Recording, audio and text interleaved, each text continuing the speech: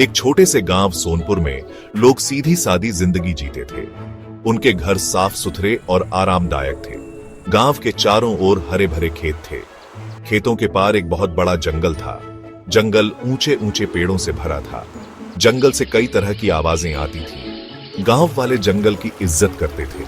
उन्हें पता था कि वो अजूबों और खतरों से भरा है। इसी गांव में एक छोटा लड़का रहता था जिसका नाम राहुल था। राहुल की आंखें चमकदार और क्यूरियस थीं और उसे घूमना फिरना बहुत पसंद था। जंगल उसे खास तौर पर फैसिनेट करता था। वो सोचता था कि अंदर कौन कौन से जानवर होंगे, जंगल में क्या राज छुपे होंगे। जंगल सुंदर है राहुल, पर वो खतरनाक भी हो सकता है। गांव के पास ही रहना, अकेले पेड़ों में ज्यादा अंदर मत जाना। एक दिन धूप वाली दोपहर में राहुल जंगल के किनारे खेल रहा था। एक रंग बिरंगी तितली उड़ती हुई आई। राहुल ने ऐसी तितली पहले कभी नहीं देखी थी। उसकी क्यूरियोसिटी बहुत बढ़ गई। उसने सोचा कि थोड़ी देर के लिए उसका पीछा करेगा, अपने मम्मी पापा की वार्निंग्स को भूलकर। तितली पेड़ों के बीच नाच रही थी। राहुल खुश होकर उसके पीछे पीछे चलने लगा। वो जंगल में और अंदर चला गया। उसने बदलती हुई रोशनी पर ध्यान नहीं दिया। पेड़ और ऊंचे और पास पास हो गए। उसके पीछे का रास्ता गायब हो गया। वो तितली को देखने में इतना बिजी था, उसे पता ही नहीं चला कि वो खो गया है। अचानक तितली ऊंचा उड़ी और गायब हो गई। राहुल ने चारों तरफ देखा। वो इस जगह को नहीं पहचानता था। सूरज डूबने लगा था। जमीन पर लंबी लंबी परछाइयां पड़ रही थीं। गांव की जानी पहचानी आवाजें गायब हो गई थीं। अब हवा में अजीब सी फुसफुसाहटें थीं। डर की एक ठंडी सी लहर राहुल के दिल को छू गई। उसे पता चल गया था कि वो सच में खो गया है। मम्मा, पापा! सिर्फ गूंज ने उसकी आवाज का जवाब दिया। उसे बहुत छोटा और एकदम अकेला महसूस हुआ।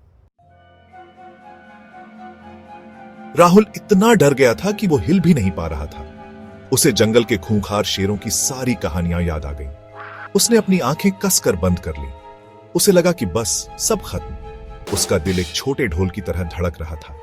वो एक जोर की दहाड़ का इंतजार करने लगा। वो किसी भयानक चीज के होने का इंतजार कर रहा था। लेकिन शेर बिल्कुल भी नहीं दहाड़ा। ना वो झपटा, ना गुर्राया, बल्कि वो चुपचाप बैठ गया।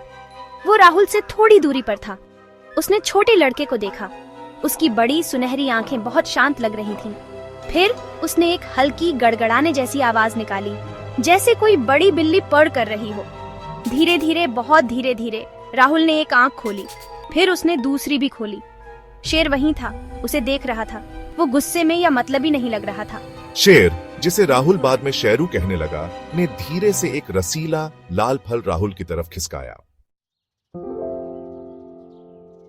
राहुल ने फल खाया। वो बहुत टेस्टी था। अब उसे थोड़ा अच्छा लग रहा था। रात हो गई और जंगल में अंधेरा छा गया, लेकिन राहुल को अब उतना डर नहीं लग रहा था। शेरू पूरी रात उसके पास रहा।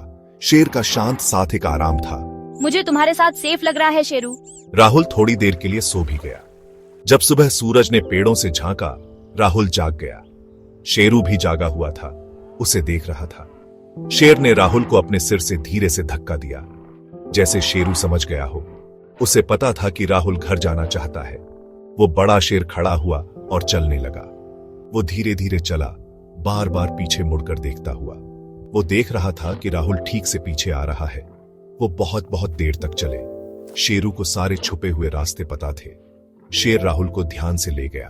आखिरकार पेड़ों के बीच एक खुली जगह से राहुल ने कुछ देखा।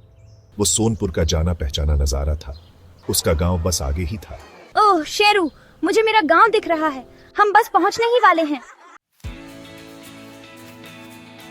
राहुल अपने गांव की तरफ भागा। उसके मम्मी पापा ने उसे दूर से देखा। वो उससे मिलने दौड़े। उनकी आंखों में आंसू थे। वो बहुत खुश और रिलीव थे। उन्होंने उसे कसकर